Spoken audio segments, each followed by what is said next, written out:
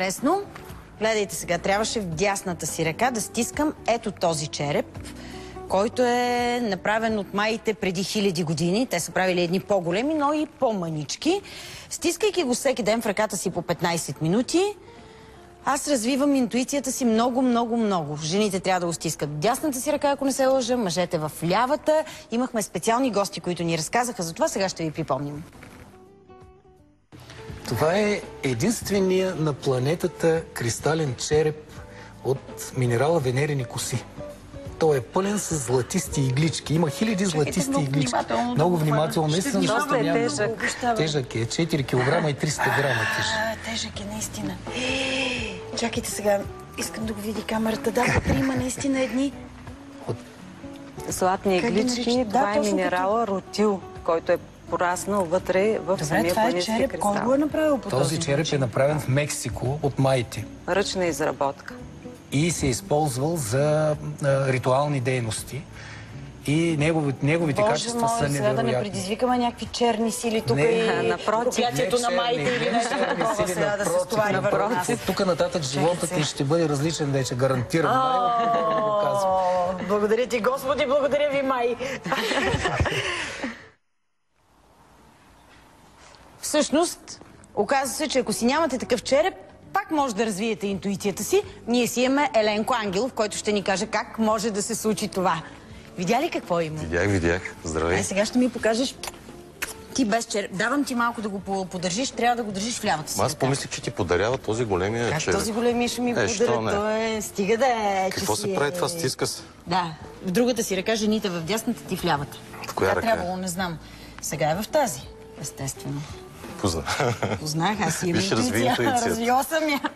Така, Еленко, Гала, кажи ми, слушай сега, какво казваш, че интуицията е като мускул, който може да се тренира и да става все по-голям и по-силен? Ами да, интуицията са нашите психични мускули. Първо да кажа, че интуицията, най-общо казано, идва от латинското дума интуери, което означава поглед навътре, вглеждане навътре и реално... Психологията го обяснява последния начин, че не мога да го обясни логически. Реално това е така наречената невербална комуникация, която се осъществява. Ще дадем примери за тези морфични полета, така нататък. Но реално, както можем да развиваме своите мускули, така можем да развиваме и тези психични мускули, интуицията. Или това са решения, които взимаме без много да разсъждаваме, или избираме наши предпочитания спонтанно. За тези техники ще говорим, ще дадем примери, които са буквално като детски игри, но които, прилагайки всеки ден като количествено натрупване, ще доведат до качествено изменение или човек ще повиши интуицията си. Защо е нужно това нещо? Защо е нужно това нещо? Това нещо е нужно, за да взимаме по-правилни решения, по-бързи, по-важни решения в работа, в бизнес, в семейство, близки.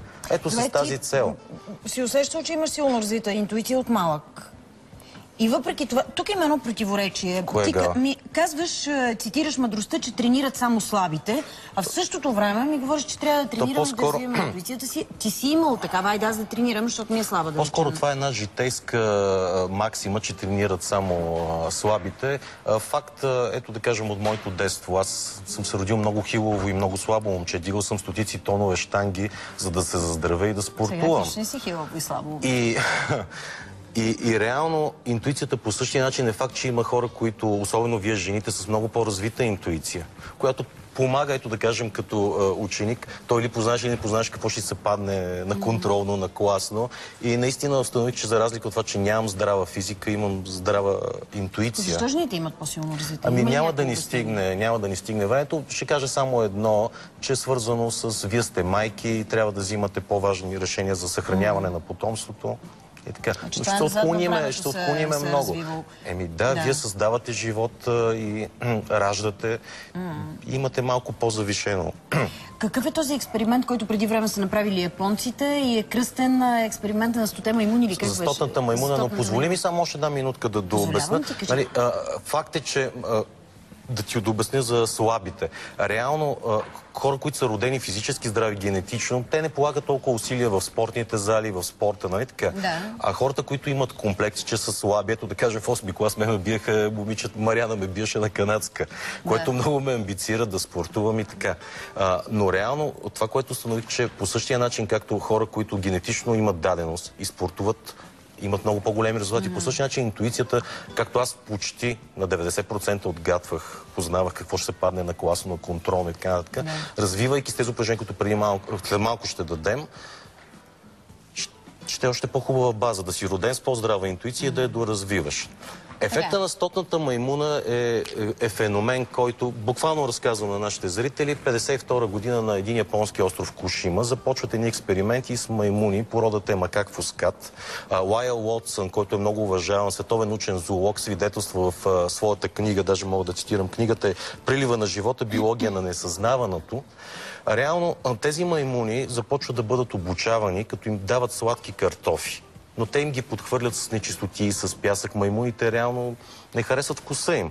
Но постепенно почват да ги учат. Да, това е с тези маймуни макак фускат. Казва се, че имало маймуни, които изведнъж ги осенила тази идея да отидат в близкия до океана, да го измият, а солта подобрява и вкуса на картофите. Постепенно започна това, доста щура маймуна. Почнали много от възрастните маймуни да имитират младите маймуни и постепенно до 58 година, или минават 6 години, учените дават, че броя на маймуните от това племе станало 100.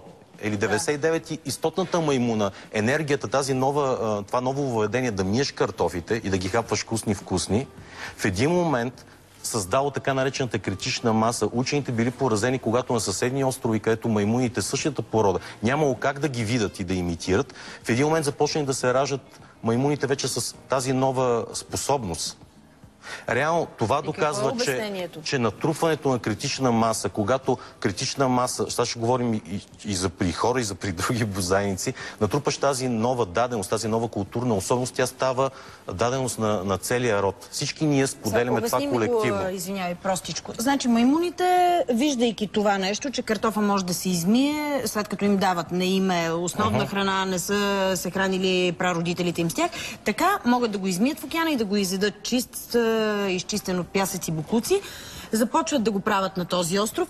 На съседния, как телепатично ли? И на съседните телепатично маймуните от този остров, които са стигнали една критична маса 100, подават тази информация на другите. Това ли се случва? Учените били поразени, когато това по цялото земно кълбо, тези маймуни започнат да имат тази нова особеност. Започнат да се раждат маймунчета, които имат вече тази способност. Учените през 20-те години въвеждат термина морфогенетично поле или морфичен резонанс. Започват да се правят опити с хора, доброволци, да кажем, от различна социална група, дават им да решат кръстословици и ребуси, които са били решени преди това от милиони хора в популярни списания. Успеваемостта, разбира се, над 90%. Но когато на същите групи даваш същата сложност, кръстословици, ребуси, судоко, те се провалят, когато никъде не са решавани. Това безспорно доказва, че ние споделяме своя опит. Между другото, това се нарича ефект на 100-та маймуна или 100-те маймуни. Когато група от хора бъде убедена или бъде научена на нещо, това става достояние на целия род. Веднага много бърз пример. Факт е, че децата се раждат. Как се случва? Как става това достояние? Е с натрупване на... Аз и ти сме решавали в тези списания тези кръстословици и на някой му се дава кръстословица от това списание, която той не е решавал, приема, че е така. Как я решава по-лесно от друга със същата сложност, която обаче аз и ти не сме решавали и той не е решавал? Вече има критична маса от хора, хиляди хора, които вече споделяме този опит. Другите хора, които нямат много време... Какво се случва? Точната дума е телепатично, да.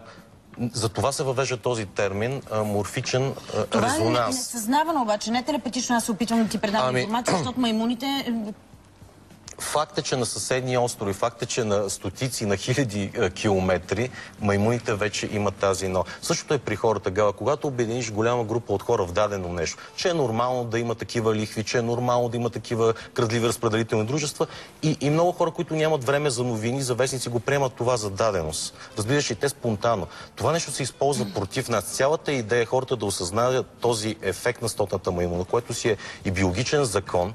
И когато критична маса осъзнае, че щастието на наше естествено състояние, да почнем да изискваме своята свобода от корпорации и от банки, тогава това ще достигне до много хора, които нямат много време да се занимават с теории, факти на конспирацията или така. Разбираш ли, това е факт, Юнг го нарича колективно неосъзнаване, от нов.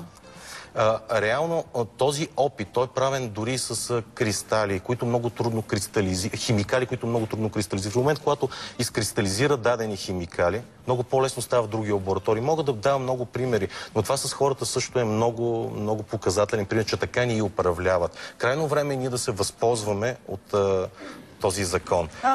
Еленко, много интересни Когато много неща хора проумеят, че щастието, мира, истинската свобода е наше естествено състояние, това ще достигне до много други хора. А реално главните медии, както и миналия път казах, ни хипнотизират и ние приемаме за нормално, че това се случва. Мисля, много неща си ни подготвил. Сега ще имаме конкретни упражнения, които ще ви помогнат да развиете интуицията си. Един покер ще изиграем. Виждам, донесъл си карти. Така, какво ще правим с тях? Ами, ще направим буквално детски игри. Това са упражнения, които не издавай всичко, ще видим реклама. Само кажи горе-долу какво ще развиваме. Интуицията си ли с теб? На банки. Не, днес съм избрала други. Ще имаме помощници. А тези упражнения могат да се правят всеки ден на шега. Те ще развиват както... Ако искаш да имаш плосък корем, нали? Личи ли ми, че съм отслабнал? Личи ти, да. 10 кг отслабнах. Айде една реклама, през това време ще ми покажеш какво правиш за плосък корем, а след това ние ще ви покажем упражнения, с които да развивате интуицията си. Ще ги развиваме след малко, ще ги покажем.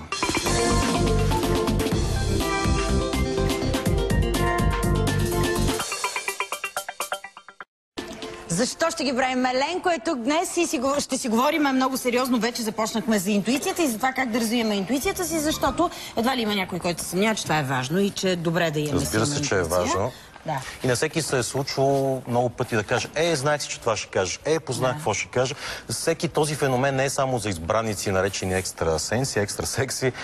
Телепатията и ясновидството, или както психолозите казват, прекогницията, е дарба на всеки, пак казвам в кавички. Това са нашите психични мускули, които трябва да бъдат тренирани. И факт е, че има хора с огромна интуиция, но тя не е константа.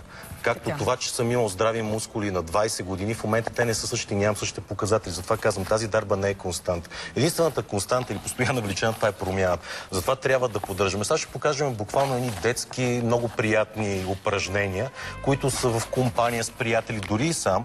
5 минути до половин час всеки ден или през ден, като на шега, да не се приеме като някаква догма или задължителни упражнения. Това са неща, упражнения, които ще развиват нашата интуиция. Тяхното количествено натрупване ще доведе до качествено изменение на нашата интуиция. Тя ще стане по-силна. Ще извикам Джуджи Елица при нас, защото искам да сме повече. Ако искаш да имаш здрави бицепси, дигаш за бицепси. Заповядайте. Да не ни третира като 100 маймуни. Ние сме само две. Те сте, що ме за деца. Аз съм простичко, упражнение за деца. Искате ли директно да започнем с първото? Марга ни е приготвила едни таблички. Ако искате, вие заповядайте там. Ще сядаме ли? Вие седнете. И карти ще играем. И карти една сварка ще направим. Вижте, това са... Джучка, заповядай. Това са ето такива едни таблички, в които е написано цифра, буква, цвят. Аз ще отида малко по-далече от вас. Ами ето, това е една обикновена таблица, цифра от 0 до 9, буква от българската азбука. Ти ще напишеш нещо и ние трябва да го познаем.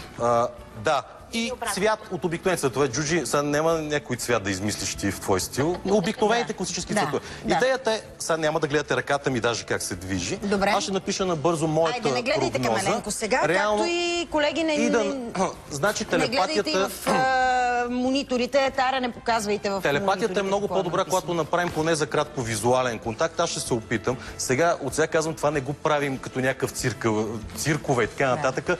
В момента, гледай, всички са вперили погледи в нас. Идеята е дори да не познаваме, да има страшно разминаване. Аз призвавам и зрителите да опитат да познаят сега какво ще напишеш. Трябва да познаем една цифра, една буква и един цвят. Цифри от малки цифри от 0 до 9. От 0 до 9. Значи аз когато съм влязъл в залата, едва дигах щангата, след 2 години имах огромни резултати по същия начин. Дори да има в момента голямо